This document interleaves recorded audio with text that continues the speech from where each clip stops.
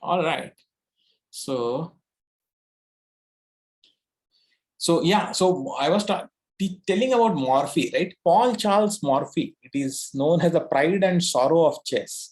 And a little bit of a history. Okay, he was born in 1837 in US, in New Orleans, and he was at the age of some maybe 7, 8, 10, sometime like that, maybe 10. He learned chess from his. I will tell you why he's also known as sorrow of chess. Okay. Because Arav is asking why is he known as the sorrow of chess. So I will tell. So at the age of 10 or so, he started playing very good chess. He learned it immediately, started playing very well. His uncle was a very good player in New Orleans, and he started beating his uncle also very easily. Okay. And then they took him to the New Orleans Chess Club. There he very quickly started, within 1 year, he started beating everybody there. Okay, so then he started going some other places and playing, and everywhere he was like a genius. Okay, he was like an absolute prodigy, child prodigy. Okay, and then at the age of 12, then they had some this one 12 or I think it is 13 years age or maybe 14 years age.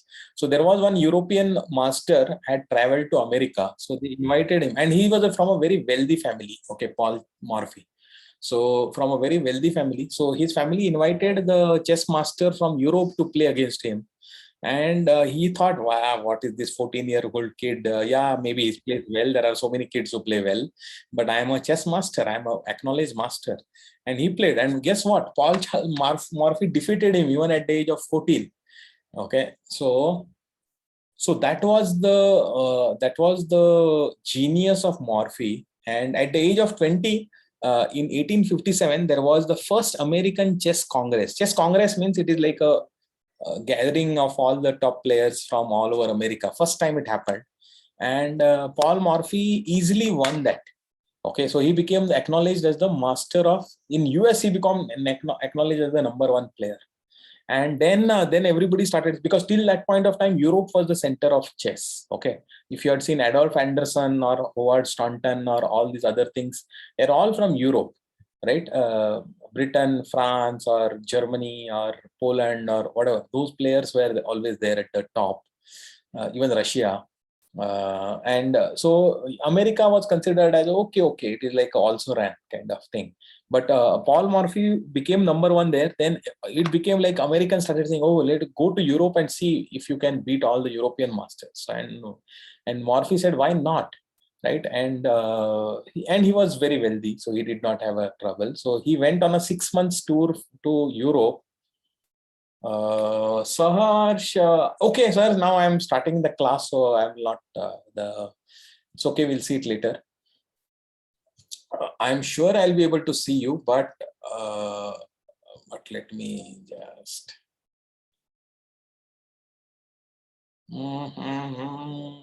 Yeah, I can see you. Saharsh, I can see you. Very nice. Yeah. Let me go back to the class, okay? Fine. So he traveled in 1857-58. I think 1858. He traveled to Europe. Okay, and so many players he defeated, and many strong players actually did not agree to play him because they were afraid the way he was beating everybody. Like Howard Staunton was a British champion. Okay, and he was like 48 years old that time. And he kept on giving some excuses. Oh, I'm not well, this, that, whatever it is. And for 3 months, Paul Morphy waited for him to play. He did not. But Anderson played with him. Anderson was the recognized world champion at that point of time. I mean, the best player.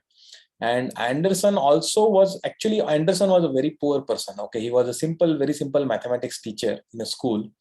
And he did not have too much money. So he was teaching in Breslau in I think in today's, probably it is Czechoslovakia, Czech Republic might be, or Slovakia Republic.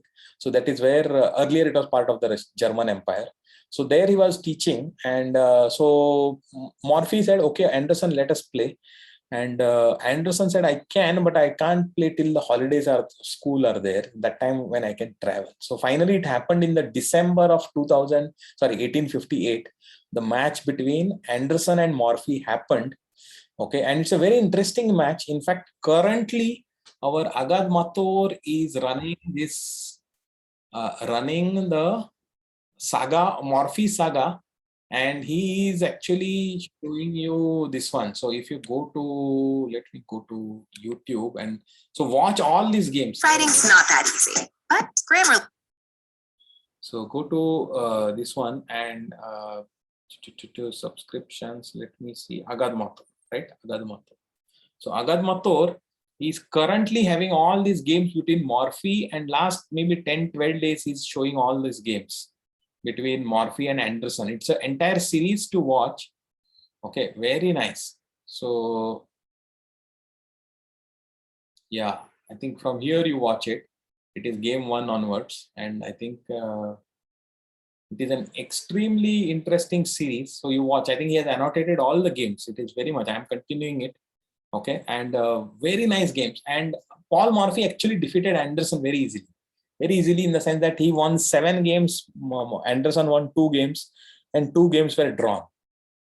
But it may look, but why did he win? It is not that much of a difference. Actually, it would have been a tough match, but Anderson somehow always felt that, oh, he has to win against Morphy, and he kept on sacrificing things. He was saying that, oh, I will say, and Morphy kept on.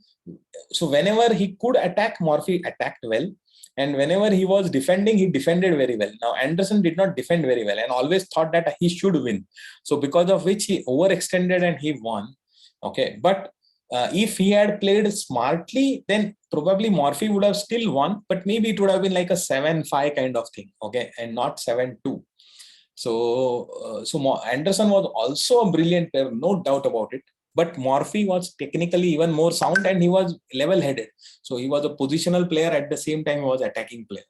So watch all these games as thing, and you will understand how beautiful both of them played. Okay. So that was the this one. So where was I? Morphy, right? So Morphy, and in the handout, I will send you the handout. There are many beautiful games in the handout. Okay, and yep. So we will see some of those games. And now, so what happened is at the end of the December, then because Howard Staunton never agreed to play, so finally Morphy returned to US. And then suddenly, actually he played for 3-4 years. He was playing a little bit of chess, but then he lost all interest because he was so much ahead of the game and there was nobody close by. So he lost interest, and then he gave up chess completely. So after the age of some 25, 26, he never played chess again. And then people used to ask him, and no, I hate chess. I hate chess, he started saying, and don't even talk about chess to me. Okay, that's how. And then after some time, basically, he died early. See what happened also, sad story is that he was also trained as a lawyer, but then his lawyer business did not work. Nobody came to him for lawyer business. Everybody thought that, oh, he's a great chess player, but chess player is a chess player. He will not be a good lawyer. So, and that is what he was frustrated with. Okay, so that is the sad part about Morphy, and that's why it's called as pride and sorrow of chess. Okay, so good. So what we will do is we will see a couple of his games, maybe this one. So because you wanted to see Anderson Morphy, right? Who was saying Aiden, right? So let us start with an Anderson Morphy game. This is one of the games from the match. Okay, and so let us look at it. Morphy was white and Anderson was black. So Morphy, okay, what is Morphy known for is clean development. I think we had seen it during the course on the time time advantage, right? Development advantage, we had seen it. And we saw the opera game, I think, right? The most famous game, opera game. So it is very clean development. So let us see how he plays it. Okay, that is the style of Morphy. And Anderson goes for Sicilian defense, e4, c5. And Morphy immediately exchanges the central pawn. This is the standard way of this one. And now Anderson plays e6. Okay, and immediately Morphy pounces on this. So what Morphy's idea is, see, this pawn is, so d6 square is weak. So he's forcing, because if he does not do anything, something else black plays, then the knight will land and give a check to the king. Bishop will take it, queen will take it, and after that, it is very difficult for black to develop his bishop, the bishop on c8. Okay, and white will get a very good positional advantage, and because of that, Morphy. So Anderson knows this and he does not want that to happen. So now the knight cannot land on d6 because now the queen's force is also there, right? So this is what he played. And now what does white play? White plays bishop to f4, knowing that he's provoking black to play e5. Why? Because if black plays e5, then this d5 square will become weak from the black's perspective if the pawn advances. Now there is no c pawn, there is no e pawn that can protect it. So this is called as a hole. So Morphy wants Anderson to create a hole, and if not, otherwise he's attacking the d6 pawn 3 times. Black is only defending 2 times and white is attacking 3 times, right? So it would not this one. So black, he forces black to play this, and then he plays bishop to d3. Okay, so if you notice here, there is this bishop is on a nice diagonal. So if black plays something like a6, then this b6 square will become very weak. Okay, so let us see it. So black plays this. White is Morphy. Morphy is white and Anderson is black. Okay, so this is a slightly, now we call it as a blunder. Okay, not blunder but dubious move, because it is saying that black should have developed his knight first, then maybe bishop to e7 and it should have castled. This is what nowadays players will do. Okay, but Anderson, see, remember, Anderson was a always attacking player. His problem was that against most players he could afford to do that, but against someone like Morphy, he could not simply attack unless there was an advantage. And that is that is what is the theory of chess, right? I mean, you can attack only if you have got some advantage. You cannot simply attack. Now, because Anderson tried to attack even when he did not have advantage, Morphy took benefit of it and beat him. And now you will see it. This is also one such game. So black is trying to attack forcefully. He's saying, okay, if you take my pawn, my bishop will get developed. If you don't take it, then I'm going to push the pawn further, and I'm going to cause your bishop to further thing. And normal people would have got what do you call, afraid here, and they would have taken e to f. Anybody would have taken this, and then after this, it is very good for black. Actually, black is very fine with this, but Morphy knows, he ignores this and he plays knight to c3. Okay, and what is the idea? So idea is, let black push it, and white is not even bothered about retreating the bishop. White is saying, I am going to put my knight here. Now what is the idea? Now this knight on white's idea is, threat is, this knight is going to land on c7, give a check, and not only will, it's a knight check, so the king will have to move, and then the knight will kill the rook, and then again come back also safely. So that is what is white's threat. Okay, see how he ignores it. See, otherwise anybody would have got afraid here and moved the bishop, but Morphy sees somewhere ahead and he says, okay, I don't care if you take my bishop. So what happens? So Anderson says, oh, is it? Let me see. Both of them are like very good adversaries, right? Okay, let me see what you can do. And now Morphy again, instead of giving the, first he gives the check, right? And now the king cannot, where can the king go? King cannot go to e7. If king goes to e7, then you know what happens? Queen to g4 is checkmate. In the middle of the board, right in the opening, there is a checkmate, right? Because this knight is covering this square, this knight is covering this square, and there is nothing to come. This is a check, and there is nowhere to go, and this knight is defended. So king could not have come to d7. So king had to come to only to f7, and then Morphy developed his queen. See how Morphy develops? Morphy develops it with a tempo, and let the knight come in there, and now even more development. This is what is Morphy's style, you have to see. Okay, so he says that even if you take my knight, I am having a discovered check. I will get back my knight. Maybe I will give you a check, and then I will kill this rook. But Anderson, he knows that he cannot exchange a knight there. Okay, so Anderson starts attacking the queen, but what does Morphy say? First, okay, I will defend my queen later, but first let me give a check. Okay, discovered check and force the remove one of the defenders. So this knight f6 was a very good defender of black's position. So now you cannot really, there is a discovered check, so you do not have time to kill this knight, right? And you can either bishop to e6 also, you cannot really play it because the bishop will take it, knight is still attacking. So only move is d5, right? And d5, bishop takes this. Now king comes up to g6. So white is further, see how Morphy is making life miserable for Anderson. So he's forcing the black king to take the knight. Okay, but you have to calculate very precisely. It's not so easy to see how white can win after this. Okay, so but Morphy's idea is I'm opening the f file also. So I'm going to bring my rook to the f file and then it will be game over. Okay, so now it will be game over. So now, so black, he allows Anderson to give this fork. He says, I'm not too much bothered. If you want to take the rook, you take it the rook also. Okay, but now what?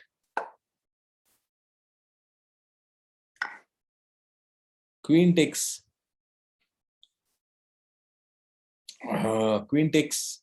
e5 check.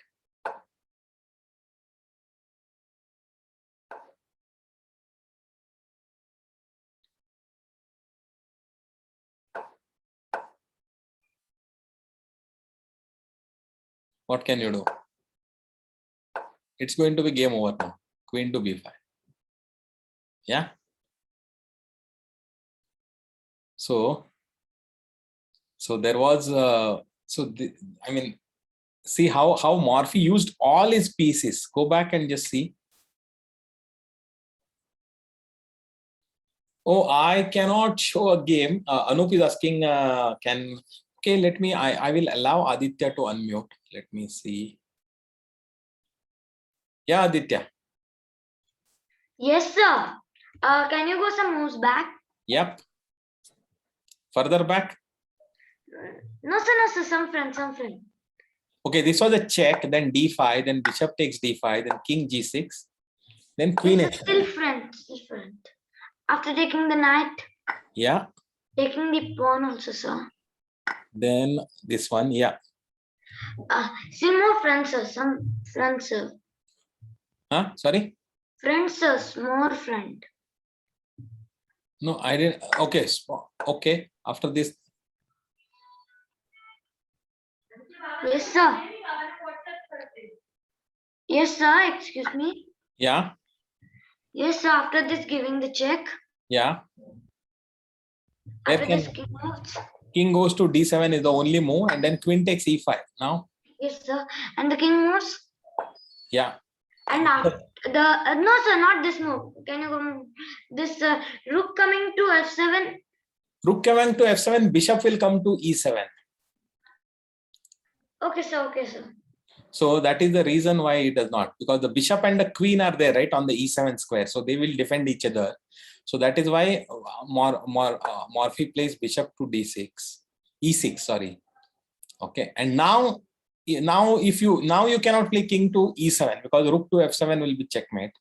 So king has to come here, but now this rook comes here and gives another check. So it is all going to be over now, right? So this is again a brilliant demonstration of how Morphy plays and how he always plays actively, always develops, right?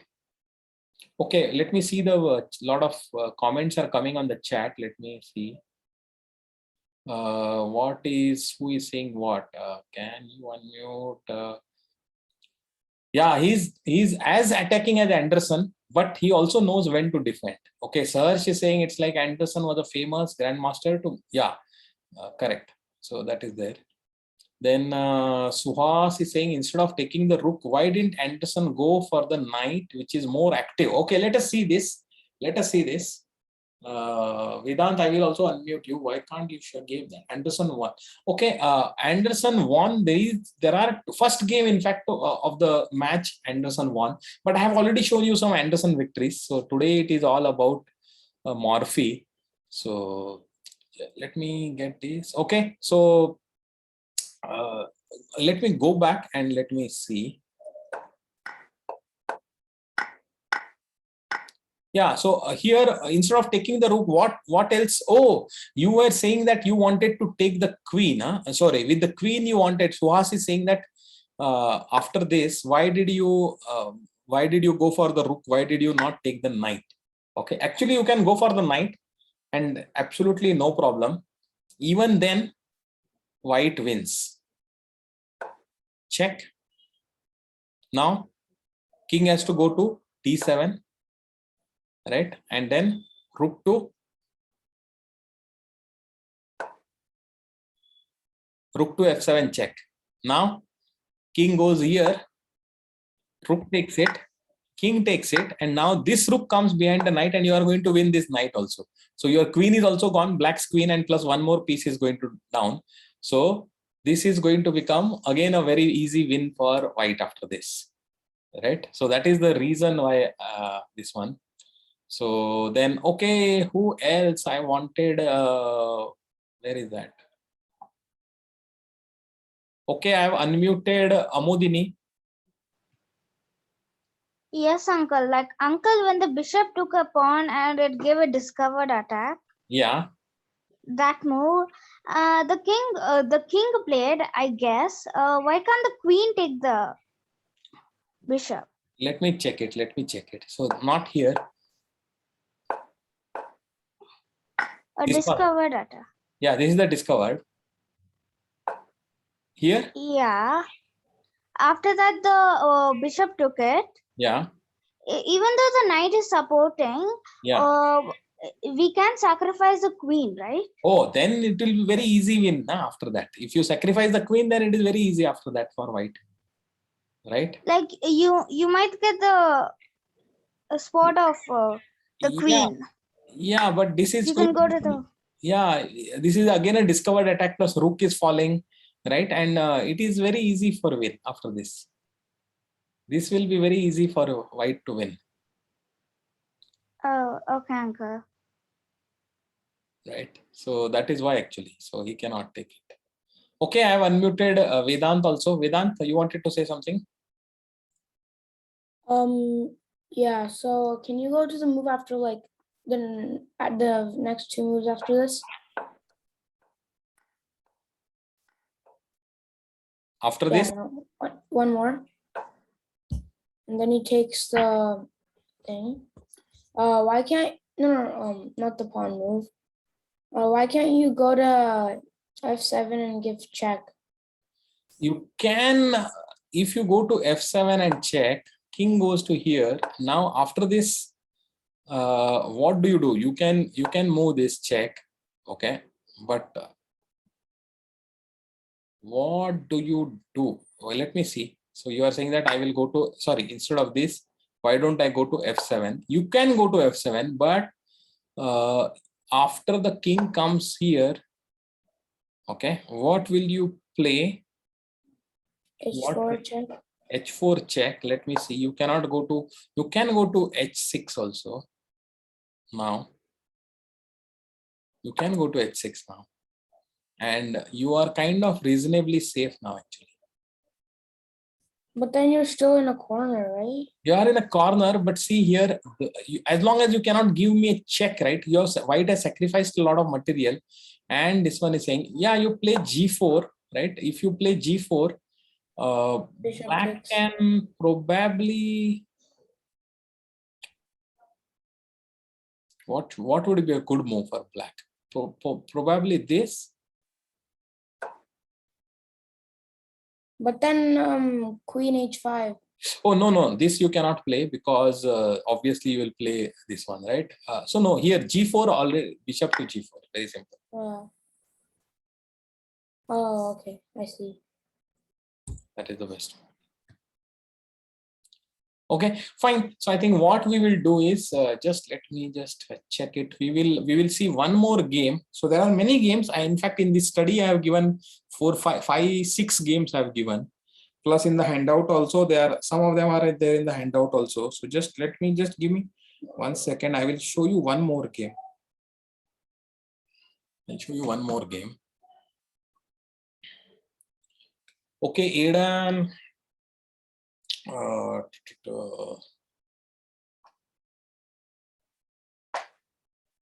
Okay, I have who wanted to this one. I have Aidan. I have unmuted.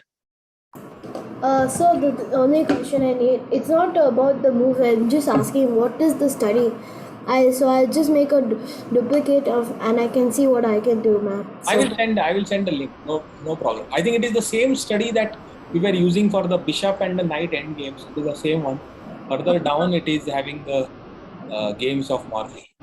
can you just give? You don't need to put the link. You just need to tell me the name. The name of the study is. Sorry, let me see here. It is L3 Chess Part 5. Oh yeah, minor pieces. Yeah. Okay. All right. So Arav, I have also allowed you to unmute. Before we go to the next game, we will go to the next game. Is a wonderful game, but I can show you a small game or I can show you this one. Actually, let me show you the bird game very quickly. Bird versus Morphy. Sir, Yeah. Sir, yeah. In the position which Amudu told, in which the queen, which black sacrificed the queen, Yeah. in that position, can you go to that one once?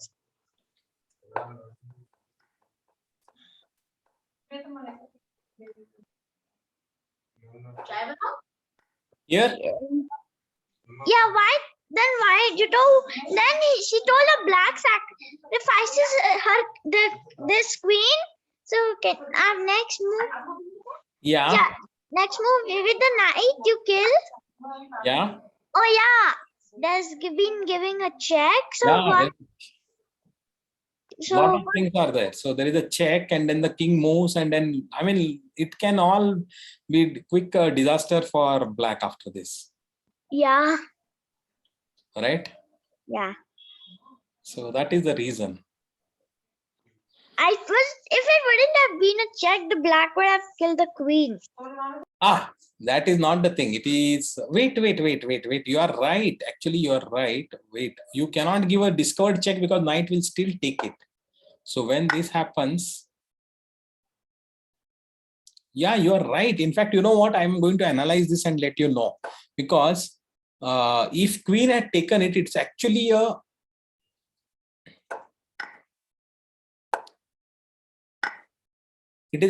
worthwhile possibility. So I actually take it, because if I take it, then you can take this check can be averted this way. Only thing is that after this, it is still probably white is going to win this, because white is going to get this rook for free. Okay, that is the reason why I think it is still a thing, because white has got 2 rooks and 2 knights, and black is going to lose a rook. He will have 2 bishops and a rook, and that is still very much winning for white. Right, so that is the reason. That is the reason actually. Okay, so I think it is the answer. So even if you kill the queen, it is still white is going to be ahead with 1 rook. Okay. All right. So what do? We have less than we have just about 6 minutes left. Anyone has any other question on this? I'm thinking that we will join back in 3 minutes, and we will look at one more game of Morphy. Okay, because it is less than 6 minutes now, I will not be able to complete the game. So we might as well take a break now. Let me stop the recording.